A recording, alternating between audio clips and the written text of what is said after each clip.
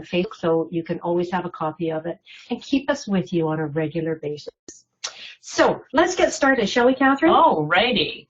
So today, well, it's the 1st of December today. Ta-da! And what a great day to talk about the key challenges that, because, you know, we talk about this a lot in the last quarter of the year. For sure. Really, like, we need to plan ahead. So we need to be looking at what's coming ahead. And part of that is really to assess what our key challenges are. And that's going to shape our future. Exactly. If we can sort of take a look at the future, you know, like, you know, look at tomorrow and plan today. Absolutely. And, you know, we're all busy. And often that's the one thing that gets overlooked. We're so busy in day-to-day life that it's like we're on that little hamster wheel and we're running and running and running, and we don't really take the time to step back and, number one, look at what our key challenges have been, and number two, you know, what our future is going to look like. So I think, you know, in talking about this today, I think it will give you a chance to ask yourself some really good questions. And also, we do have a 2-page document that addresses all these questions. There are actually more questions than we're going to talk about today, and it's called Key Challenges. And if you would like to have a copy of that, please send us an email after we have finished. Do not type it into the bar on the notes bar on the side. You can send us, and our email address will be up at the end of the presentation. And so just as a reminder for yourselves, take notes if you want, but do know that we do have that available for you that we can send to you. Yeah, and you know, it is so true when you were talking about being on the hamster wheel. We totally forget. We get so involved in today, we often forget about tomorrow.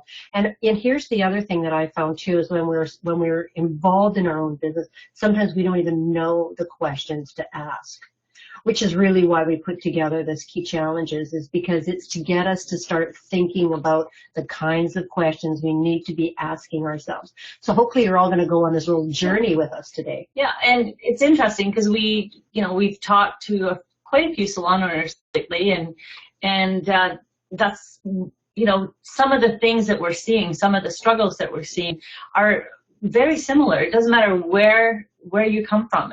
They're all similar. And so it's been an interesting exercise to give people this key challenge exercise to do. It just stops you. It stops you in your tracks and it gets you to think.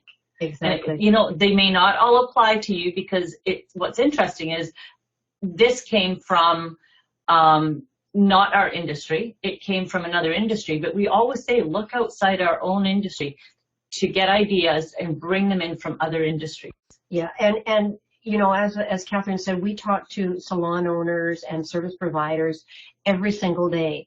We talk to hundreds of people in our industry, and you will be surprised at the continuity and the similarity of problems that are facing. We're all talking about the same challenges. Oh, hey, here. Right? Okay, moving on. Okay, so number one. No, that's it, Catherine. Was that the right one? Okay. Yeah. I'm going to play with this. I'm going to screw up your heads today. Oh. Back and forth. There you go. It's because you're so fast. Yeah, there you go. And if the internet isn't as fast as you are, we're in big trouble. Tough. They have to keep up. Okay, number one. Do we need to do a better job of creating and delivering customer service and experiences that will keep our customers coming back and clearly differentiate us? Okay, big question. What does it really mean? We all have major competition out there, and all of us are wondering, what, you know, like, I'm not making as much money, I'm not doing it, and what are you doing to make yourself different from the person down the street? Yeah, because there are a zillion salons and spas out there, and we have to figure out what it is that we can do that will make us different. You know, and it's one thing to say, oh, we have great customer service, and it's another to actually deliver it, or to be completely different so that our clients will think about us. Now, you know, one of the things that I think as an industry that we don't do all that well is offer guarantees. Ironclad guarantees to me differentiate us. Just to take a step back to Kath, do you not find though that when we talk to salon owners and managers in our business, that if we ask them what their USP is, and this is a term I really want you to understand, it's a unique selling proposition, and which makes you different from everybody else. Most people in our industry don't know or understand what their USP is. What makes you different? And it begs, you're not going to answer that, and we're not going to answer that for you right here, but all we're doing for you today is we're giving you some questions that you should be asking yourself, and you need to take it away and you need to sit and think about it. What can we do that will differentiate us from the salon down the street or the spa down the street? And it's not a different product line. Trust me. No. And in fact, if you think that you are delivering great customer service, I want you to actually rethink that, because statistics show us that if you think that you are delivering great customer service, 80% of your clients probably think you're giving mediocre customer service. We've seen the survey. We've seen the statistics. It's amazing. Your idea of great customer service and their idea of great customer service, sometimes they're very different, isn't it? But you know what? Here's the opportunity. The opportunity is that you can put a survey together for your customers. Whether you do it through SurveyMonkey, whether you do it by a hard copy. I think even Vagaro, so do we not have a survey that we can put out for our clients? I'm pretty sure we do. So you can maybe type in a little answer for me. Or Amanda, are you on the right presentation?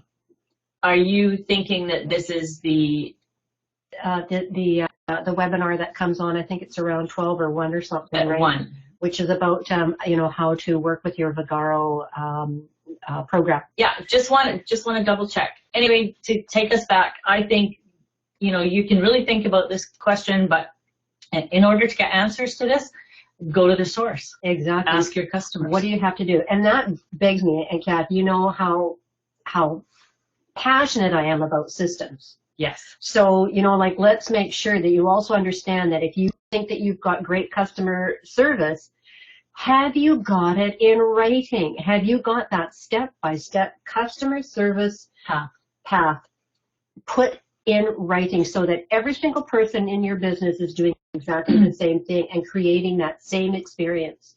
And, we have done a previous webinar on Guest Path, and they are available in your Vagaro app. So I do think that, it might be a good time to review that.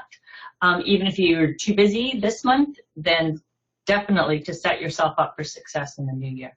Absolutely. So anyway, that's just our take on that question. We want you to think about this. You're not going to answer this immediately today. No, but you can start making notes. And these are the questions you want to sit down and chat with someone about, or brainstorm with another salon owner or chair renter or whatever.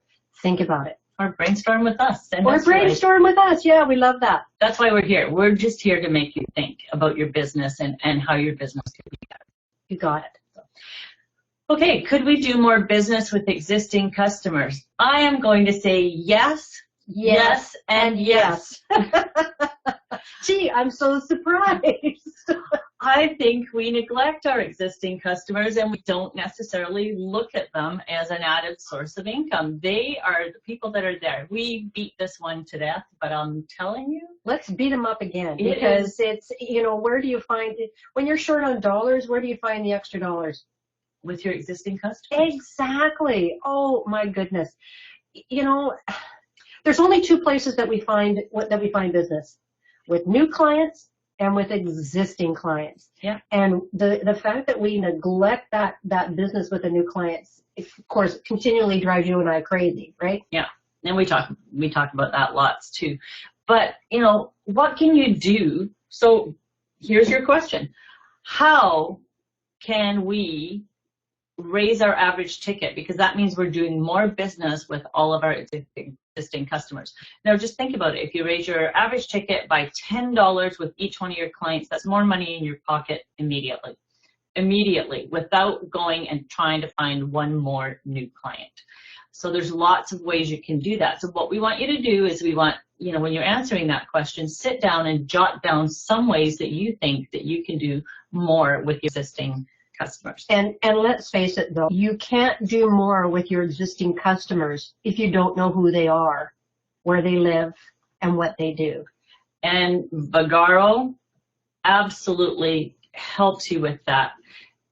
It's right there in your system. Everybody, you know, has to be on there. You should make notes on all of your clients so that you know who you're doing business with. We talked about that again. The fact was, you know, who are your top customers in your business? You should know who those top customers are. If you have 200 clients, you should know who your top 20% of those clients are, because trust me, they're probably making most of your money. That's bringing true. in most of your money for you. Because you've probably heard about the 80-20 rule. It states that 20 or 80% of your revenues will come from 20% of your customers, and that holds true with every single thing you do, from volunteerism to business, to no matter what business it is. There is always going to be your top 20%, and it behooves you to know who they are, but also to reach out to them on a regular basis. I mean, I think that, Catherine, your business does an extremely good job of marketing to your existing clients. Well, we do as much as we can. Like, we reach out and touch them a lot. And that's through Facebook, through newsletters, through ads, you know, through email, through actually picking up the phone and talking to them.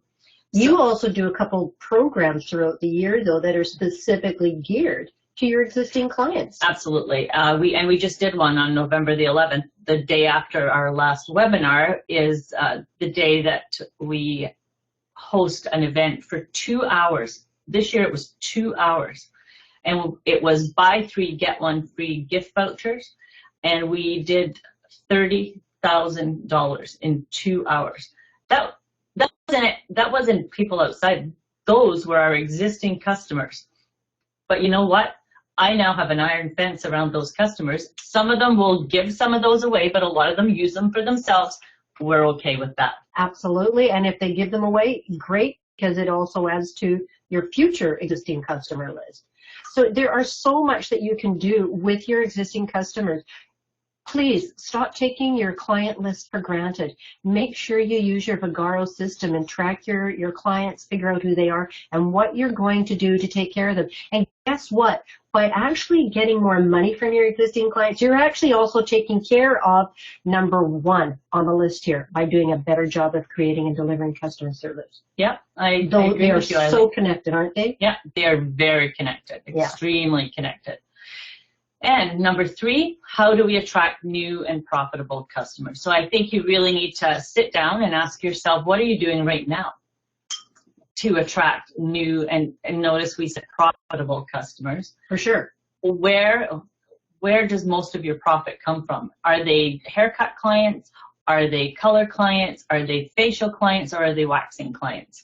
We need to ask ourselves that. And you know, we can't answer that for you. We think we know the answer to most of those, but what we need you to do is go back and get into your system and look to see what you're doing more of. Like, you could be doing more waxing, and waxing, I think waxing's an okay business.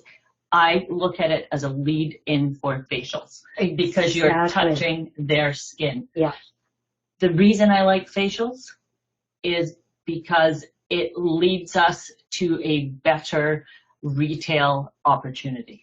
Holy smoly, you couldn't have said that better, right? Mm-hmm. And again, you know, it's really funny because, you know, number 3, of course, ends up turning into number 2, which turns into number 1. Mm-hmm. You think about the whole thing, but finding that new and profitable customer is probably one of the hardest challenges that I think faces us.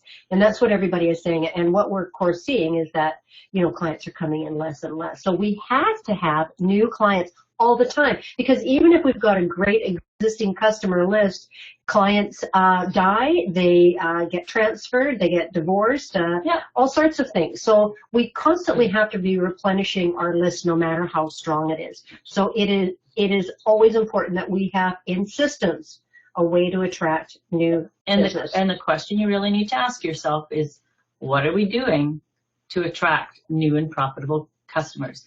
We can't answer that for you. We don't know your business, but you need to sit down and really be honest and figure out what it is you're doing. And, you know, we have a ton of webinars that we have done for Vagaro. You have access to them. Please use them, because every question in here, we probably have answered in other webinars. Absolutely. So, you know, do some due diligence and say that again. No, my tongue is twisting on that one. So. Okay, so of course, I love this one, target market. Do we face increased competition and or shrinking margins? Both of those. We do face increased competition and our margins are shrinking. You know, is this not something, this is the one of the most exciting key challenges, because this is what we are hearing from every single business that we talk to. And again, you guys, this isn't just about our industry. This is really across the retail sector. In fact, we were sharing a very interesting article that you read last week on some of the closures that we're seeing in the retail sector. The retail sector here in Canada, we just had SmartSet file for bankruptcy. It's a huge chain that has been around for a long time as part of the Reitman chain. Yeah. And it was an interesting article that went along with it, because we've seen Jacob close, we've seen, you know, Bombay and Annex and Bowrings have all, you know, filed Chapter 11. There's lots and lots of companies that are being squeezed, and it's because, and the tone of this article is that middle income Americans are being squeezed. Exactly. So it's either, you know, so you either want to go to the high or you want to go to the very low. To the low. We're all trying to vie for this middle income, like target. So if you're targeting your marketing at middle income, you might want to rethink it. Because everybody else and their dog is going after the same market. So, you know, really take a look at that, right? Because it could really focus your business in a different way for the new year. Yeah. You know, how are you going to go, you know, get over that increased competition? Now, shrinking margins. Well, shrinking margins is a no-brainer.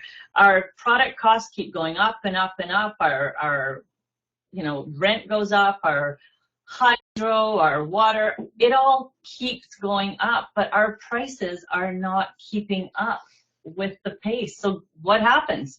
You have less to take home at the end of the day, if anything. So, you know, that's really, that's a real problem for us. And it is one of the things that we talk about on a constant basis is, please don't wait for the annual price list, because, you know, that's probably one of my biggest pet peeves, is that once a year everybody across the board raises their prices, right? I really believe that prices need to be increased on a regular basis, incrementally, and not necessarily across the board. You know, so so maybe in January you raise your haircut prices, and in March you raise your color prices or whatever, but you are constantly looking at how your margins look so that you stay ahead of the game. Because, you know, like, let's look at it. If your facial products, your back bar facial products have gone up, and let's say your color products for our salons out there go up, because they go up once or twice a year. Oh my gosh. And we do not increase our services to the same degree, we have just actually lost money. Exactly, without even really realizing it. So we must stay on top and be sharp. I didn't know you were gone, Jeanette. Yeah. So, and yes, Jeanette, I mean, you know, if you do it once a year, you are in the minority. Not everybody does that even. So kudos to you. But, you know, if you do it, and you do it a couple of times a year, and you don't necessarily put all the same services up, I'm telling you, here's the thing. You might lose a couple of clients. We don't lose nearly as many as we think we're going to, but the increase in prices will still keep you above where you would be if you just stayed the same. And if you continue to market to new clients, you're going to bring in those who are willing to pay the price, right? And that's always what happens. And there is a way to raise your prices. And Jeanette, if you want some more information on this, send us an email at the end when we put up our email address, okay? And we might be able to direct you to some information on how to raise your prices correctly. Yeah, because, you know, there definitely is a way to do it. And most people are just so darn afraid of it that they're afraid they'll lose one or two customers. Because let's face it, you all have those customers that are going to stand at the front desk and go, oh, my God, you raised your prices again. I just can't afford this.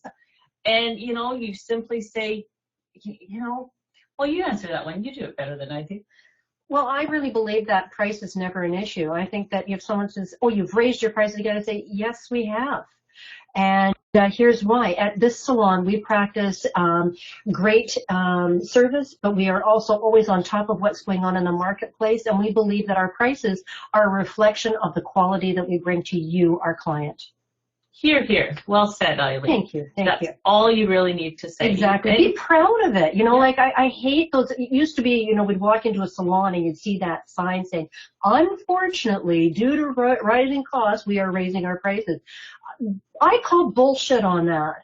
I say that we raise our prices because it's a reflection of what's going on in the marketplace, and we have to be proud of that. I mean, we're basing our prices just on the cost, right? But think about the creativity and the experience that it also goes into that. You deserve to earn a living and a decent living. You're artists, you're creative people. You know, you can see I get really excited. We've seen a lot of salon owners, a lot of stylists and estheticians who keep themselves poor because they have a belief that they're not worth it or their clients can't afford it. Exactly. So be proud of the prices that you charge and say, yes, I'm worth it. Yeah, put your big girl panties on and just do it. And don't put any of those darn little signs up. I don't believe in them. No, we will come and find you. Rip it off your front desk. Number 5, Catherine. You forgot number 5. No, we answered it in the last one about target market. Yes, okay. We did. All right. Yeah. So let me just read what Jeanette said, I recently moved locations and it's tough trying to offer the old prices from the last salon. Now I'm in a spa with more prices, therapists, etc. I'm worth more, but I'm slapping on the big panties. I love that. Yeah, because guess what? I mean, you know, circumstances change. You have to look at what your overheads are. Really, that's what you need to base everything on is your overheads, not what the spa down the street charges or, you know, the guy 3 blocks away. Everybody's overheads are different, and we really need to structure it so that we are covering our costs and we have profit at the end of it. We're not a not-for-profit company. Exactly. You know? You're not running a charity, are you? And you know, when we say you know, the big girl panties or the big boy panties, we're serious about that because often we are our own worst enemies because we are afraid to take that risk. Yeah. And now I really believe that everything is always about dialogue. It's how we ask, it's how we communicate. And if we ask in the right way, we will get what we ask. But if we don't ask, we don't get it all. Right. Right? I agree. Right. Okay. I'll let you read this one. Oh my gosh. Number 6. We need to communicate our value proposition very clearly in a market suffering from increased competition, customer confusion, cynicism, and an overload of retail communications.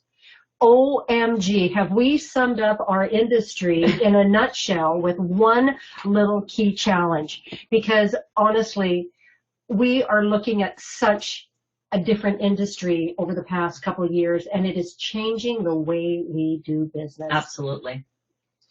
So how do we look at this, right? Here are the things that Catherine and I are hearing every day. Retail sales are down. The salons are fighting the manufacturers themselves with online sales. We're losing market share. Our clients are coming to see us less and less. Yeah, and I hear this almost daily from salons, is that we have less clients.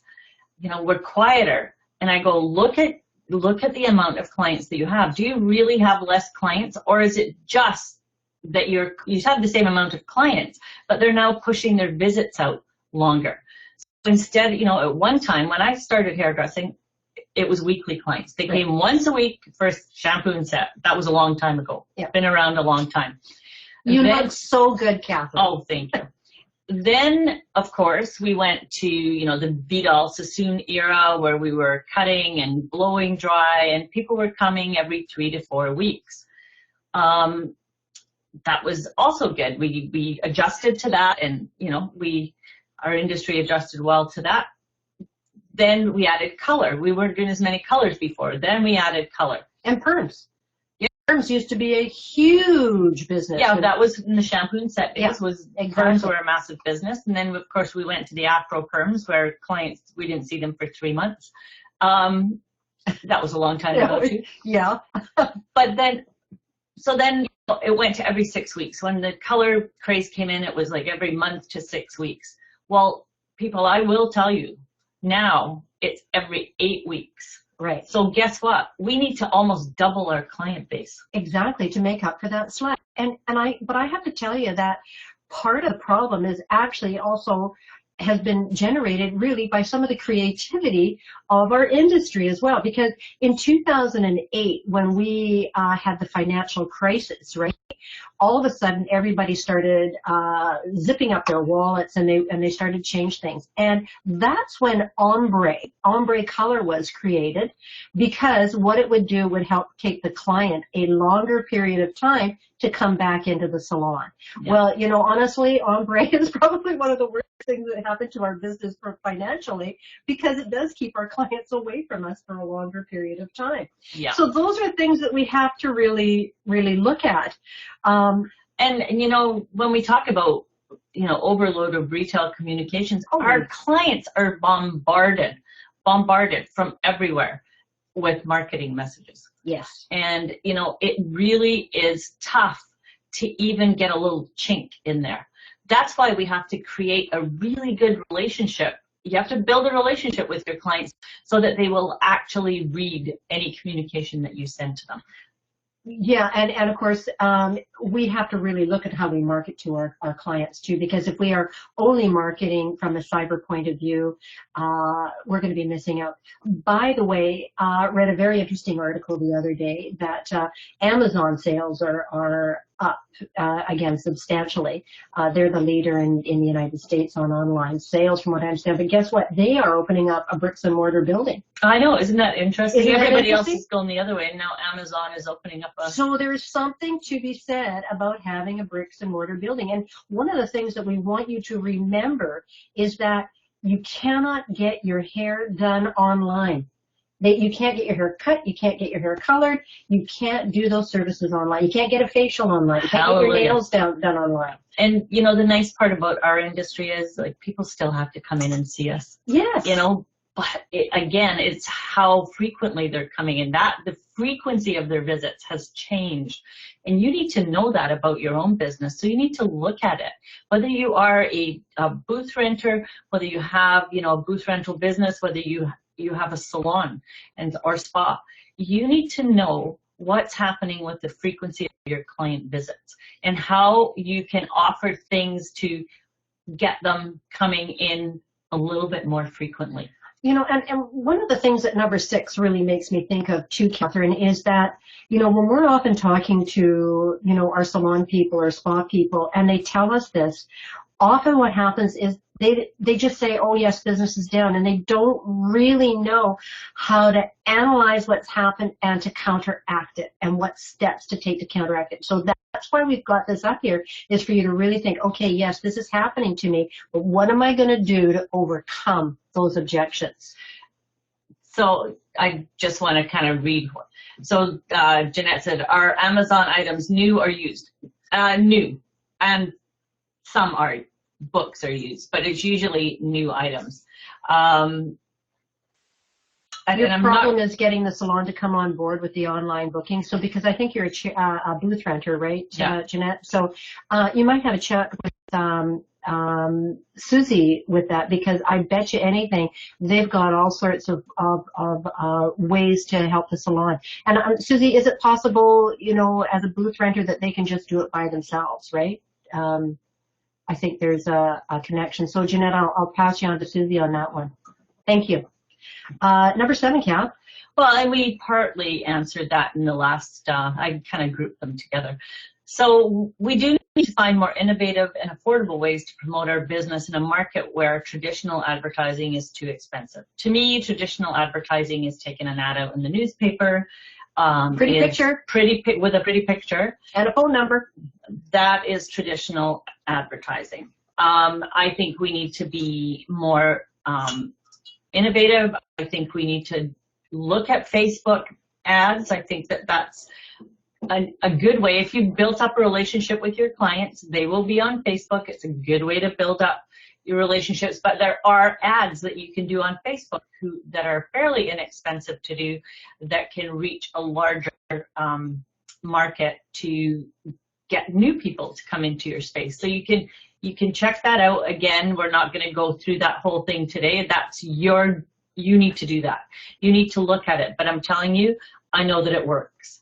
Well, and you know, there's a couple other things that they can think about too, is Google AdWords. We've seen the power of that. If you're small, it can be a little expensive to do that. Size. Facebook is probably for the smaller people, or even if you're an individual, you can definitely do it as an individual. I think Google AdWords is more for a mid-size and larger. Yeah. But here's the thing is, see that word innovative? That's the word that I really want you to focus on, is to really take a look at what is it going to take to, again, you know, going back to that first key challenge, how are you going to differentiate yourself from your competition? Think about being innovative. Find new ways to reach out. And Jeanette, yes. She gives 2 $10 gift certificates to my clients to give for Christmas. Then their friends think they bought them a gift and they feel obligated to try out my services. That's a great idea. We have done that for years, and I think on one of our other webinars we talk about that. That's a great idea. It works. It's not expensive. And again, you know, it's just being a little bit innovative, right? Exactly. And you know, here's the thing is that, you know, perhaps you might forget that the average industry cost to reel in a new client costs about $90 to $100 per client, right? So to get a new client for $10, cheap. Yeah, you know what? I think it all works. And please don't forget about snail mail. Just simply send them a letter out saying thank you. Mm-hmm. You know, saying thank you. And the other thing, if you don't ask, you don't get. Referrals. Really work on a really good referral program to get those great clients that you already have coming in, sending you their friends and family. And don't give them $5 if they send somebody into you. That to me is an insult. It is. You know, you can make it worth their while. You can at least do 15 or 20.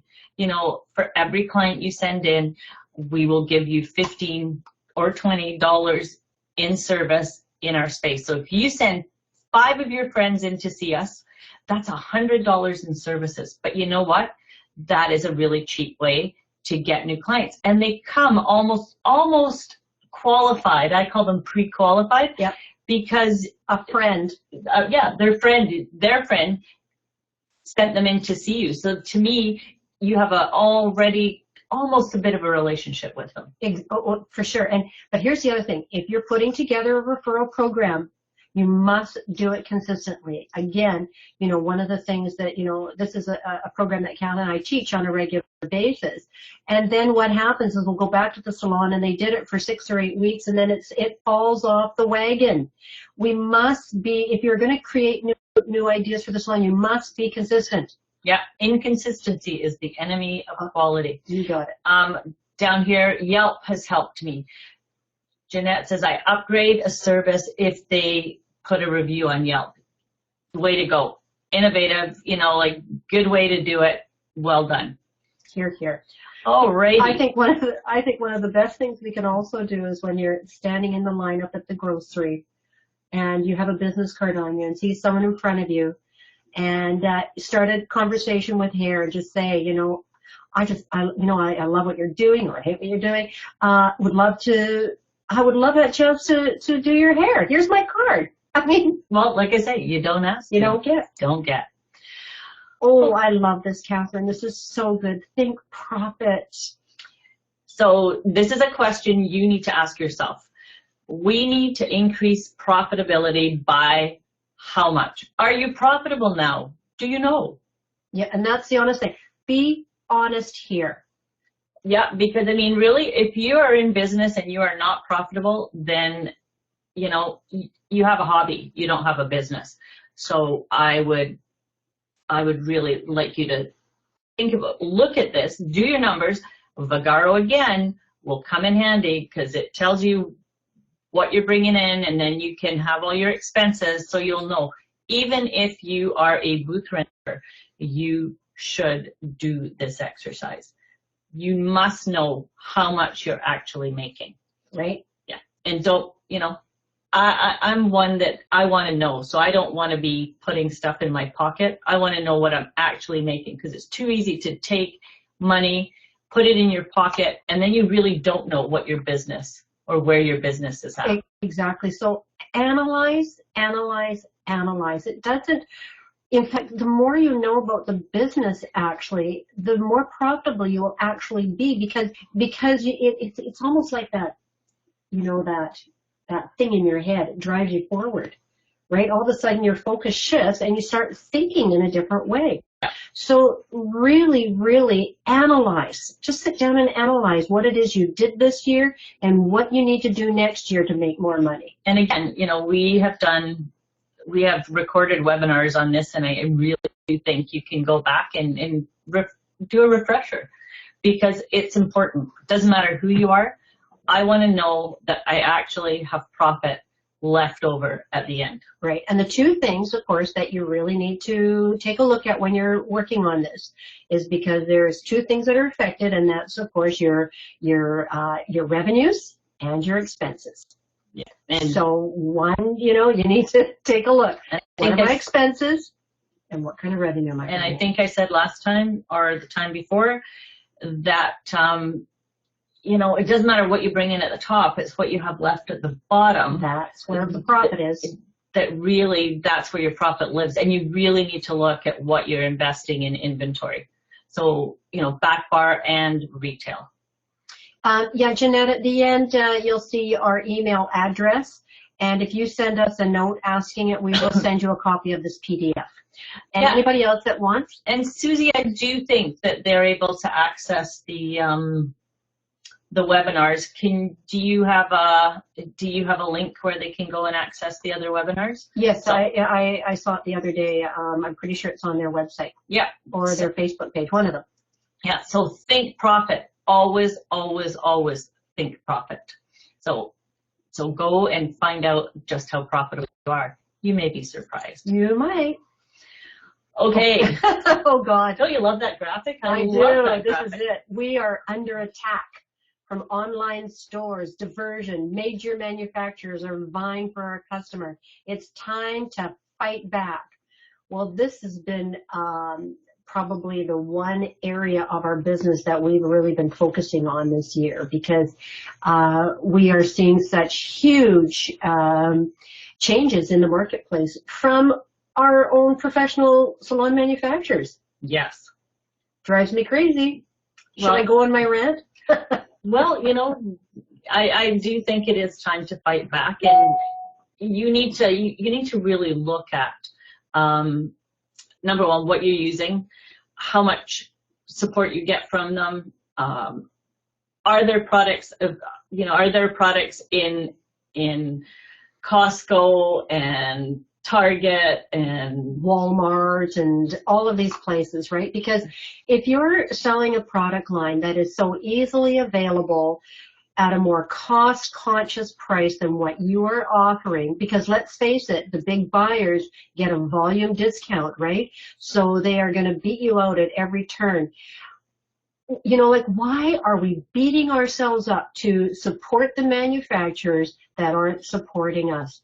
Drives me crazy when there are so many great lines out there that aren't available online, that aren't available in the discount stores, that are great lines. I think we need to do more homework. We have been, what's the word? We have been, ambushed by the large manufacturers, because really what's happened is that all these fabulous lines that started out with some fabulous hairstylists making product in their backyard and in their garages, right?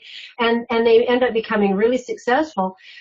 What's happened is that the major retailers out there, the major retail retailers like Procter & Gamble and Johnson & Johnson and all the other ones, they saw that the beauty industry, the professional beauty industry, was a growing segment of the global market, and they wanted a piece of it.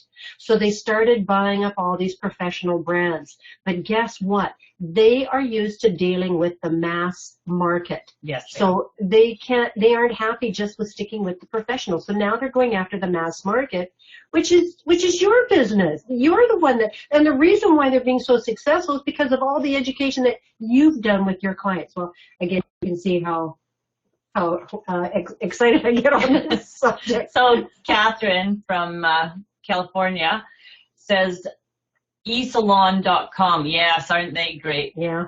I had a client bring in a box from them asking me about them. I was honest, and this is what you have to be, totally honest. You know nothing about them, and you are not going to do color that they bring in. That's just, to me, that it just undermines our professionalism. I'm sorry. Exactly. And I mean, there's a reason why you're doing what you're doing, is because you know and understand what you're working with.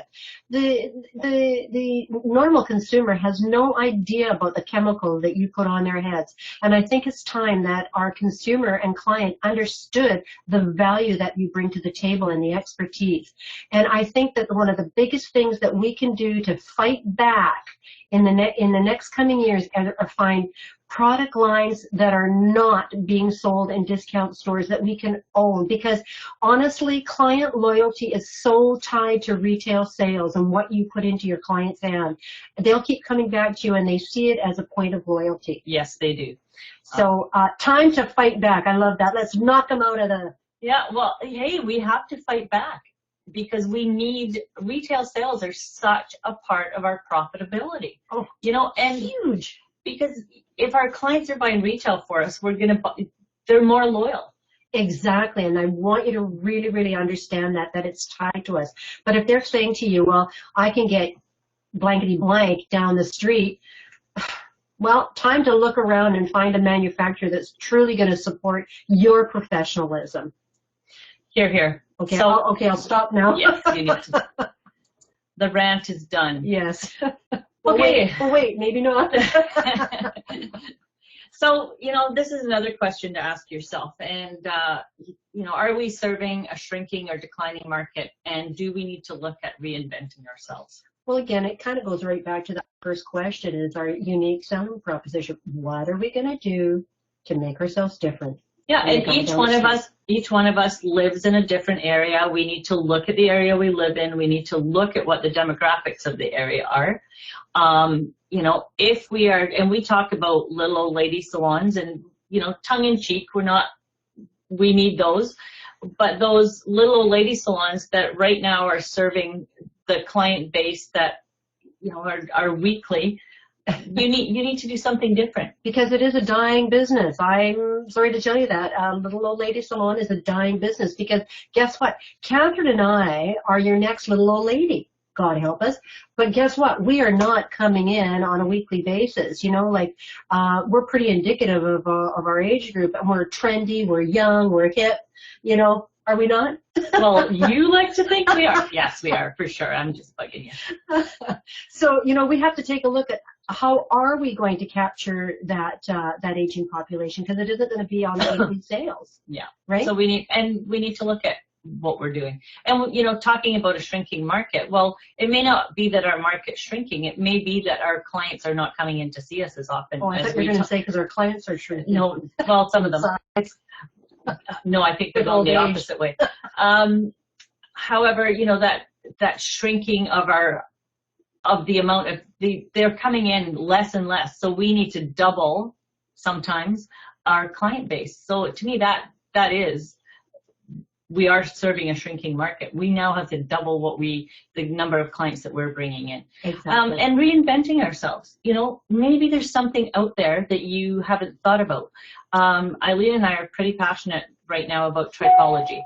And it's not something that's being served well in our industry.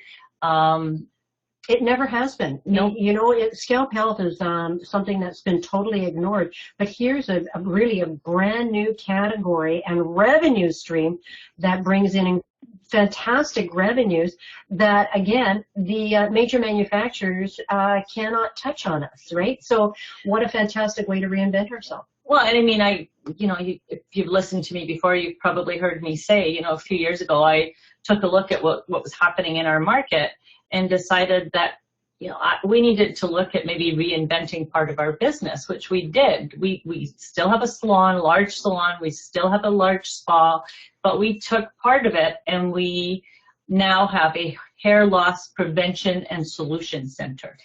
Love that line, prevention and solutions, and so few people are dealing with it, and yet it really calls to almost 80% of the clients who sit in our chair either have fine and thinning hair, and 40% of our clients have scalp issues. So we completely ignore it, and if we just leave it to Head and Shoulders, we're really screwing ourselves here, guys. Yeah, it's not being served well. You know, so when I talk about reinventing yourself, look at what it is that you're doing and make sure that is there something you could do differently? You know, what is it? I mean, I know some spas got into laser, some spas got into eyelash extension. There's another new one. Yeah. You know, there's always something new around the corner. What are you going to do to reinvent yourself? So you need to look at that seriously, everyone. Catherine says, I agree, we need to train our staff. Considering a retailer here, Rite Aid, does sell some products we sell, but our clients don't understand that those products may not contain the product that you bought, or it may be watered down, it may be old. Yeah. You know, so I've sold so many of these products, and I tell you, when Catherine and I go into you know, some of these, you know, like discount places like Winners here, I guess it's TJ Maxx in the States, right? Yeah. And we see some of this product on the shelf, and like, oh my gosh, Catherine, that product was packaged like, you know, 4 or 5 years ago because they changed their packaging, you know. So we have no idea where it comes from. Yeah. So moving on, because we're running out of time, and, you know, how do we find, motivate, and keep our top performers at every level in our organization?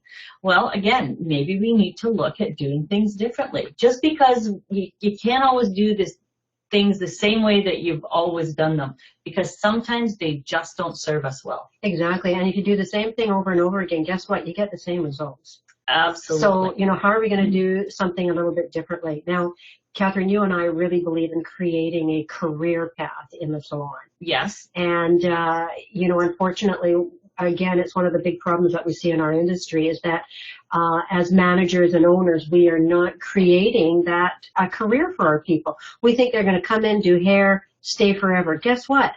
They're not. Why do they leave? Take a look. You got to go look in the mirror and find out, and, you know, look at yourself, and also ask your staff. Absolutely. We don't ask our staff often enough. You know, we should be doing a staff survey once a year, at least. Once a year, we should be asking our staff, how are we doing? What could we do better?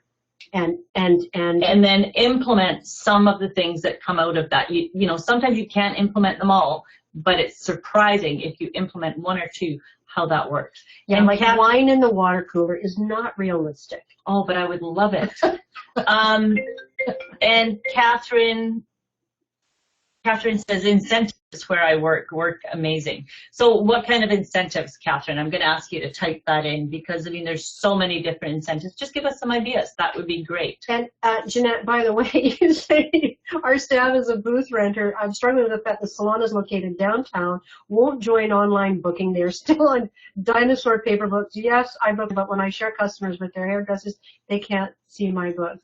Oh my goodness, Jeanette, you have some real challenges ahead of you, and maybe you need to do some real reassessment. But that's why we're talking about this today, because we really think, you know, all of us at getting to the end of the year need to sit down and ask some really good questions of this is where we've been, this is where we want to go.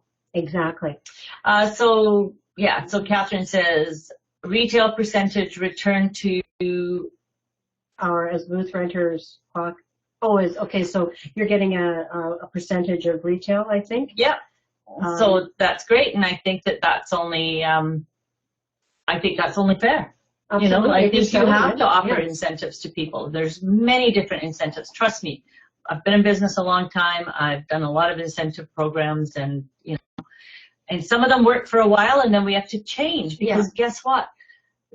People are changing. Exactly. What they want now is different than what they wanted 15 years ago. Right. You know, the kids coming in today, I find they want more time. Yeah. You know, they don't want to work as hard as some of the older staff that would come in and just work 12-hour days. Yeah, these kids want time off. They want more flex time. They want to be able to travel. I can't tell you how many stylists that we know working in our area that regularly take 6 weeks off a year. Yeah. And that's why they're in this business, because it gives them the amount of flex time. Well, if they're working for you, you got to be flexible too. So you've got to find out what it is that they need. This last one, Kath, too. Do we need to train and develop our staff better in order to grow the business and remain competitive? Well, you guys, I think that's a rhetorical question, don't you? Yep.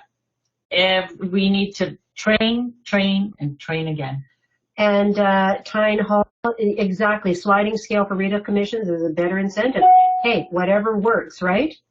You got it. Yep, makes sense. And here, this one, because most of us do not have a clear vision for the future. Where are we going to be next year? And you know, that actually is a perfect segue into our next webinar. Because what Catherine and I would like to do for the next webinar is take some of these key challenges and turn them into a goal-setting webinar for you.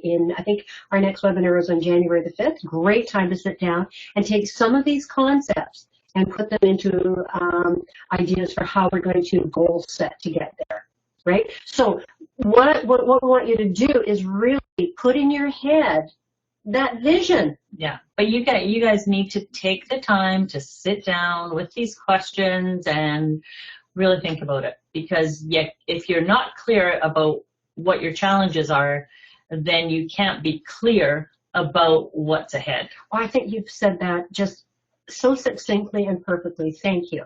Thank you. And next slide is, what's your plan for 2015? And I love this.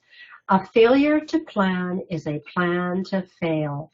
And I got to tell you that we aren't the only industry that's sort of sucks at planning, but we got to get better at it. And the fact that you're sitting on this webinar tells us that you are interested in moving your business forward. And that is our mission, to help you do that. So make sure you go through all the notes that you made today. You can email us and get our email address, or send us a note and tell us that you want this PDF, and then make notes so that when you come to the webinar in January, you got an idea of the kinds of goals that you want to make, and we're going to help you make them. Jeanette, that is a brilliant, I just love what you wrote there. I have a hairdresser who gives a head and scalp massage before haircuts, and my clients have been dropping their old hairdresser to go to him. You got it. Bingo. That goes right back to what we were talking about in the very first question. You got it. You know? USP. But but here it is. It's like, it doesn't take a lot, but it's how he differentiates himself, and it's how you make that person feel when they're in the space. Well said. I think that was well said. I think so too. You know, I gotta tell you, share a quick little story with you because we're almost out of time. But Robert Cromines, who's the artistic director for Paul Mitchell, you know, he's a brilliant business guy. Yeah, I love him. And he would say that he's not the most technical person in the salon, but he certainly gives the best customer service. But he started passing off his shampoo services to a junior. And at first his clients were a little upset about being passed off to someone else.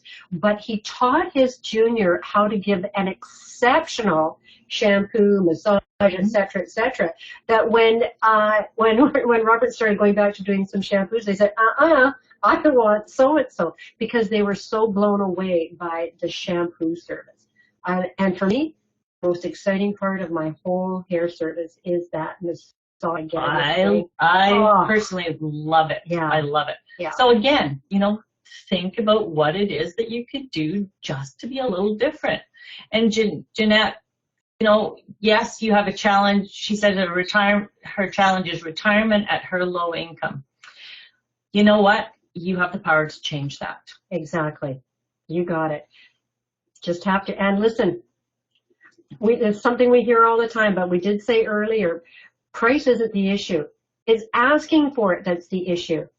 You have to ask. Yeah, and just by being on this webinar tells me that you are interested in changing that. Exactly. So, good for you. Exactly. Well, everyone. Last slide, Catherine. Oh, yes, that's our... And here we are, www.theprofitablesalonowner.com. And the reason that we've got that up there is because Catherine and I also put out a newsletter every single Monday. It's free. So if you go onto our website, you can sign up to us, I should say. And every Monday morning, we will tackle something. Today's issue is actually on risk, which is a great topic. And if you would like a copy of the PDF of this presentation, please send us an email to info@theprofitablesalonowner.com, and we will send you a copy of this PDF. And also, Susie has a recording of this, and she will also post it on Facebook, so you can listen to us again. Won't that be fun? Oh, that's all they want to do, Aileen. Anyway, we hope you have a great December. You know, yes, and Merry Christmas. Yeah. Make hay while the sun shines. You got it. Remember, usually if you do all the things that you're supposed to do over the next 4 weeks, you'll have a great January, February. So Merry Christmas, everybody. Yep. Have a great day, and I hope you enjoyed this. We'll see you on January the 5th. Take care. Thank Bye, you. everybody.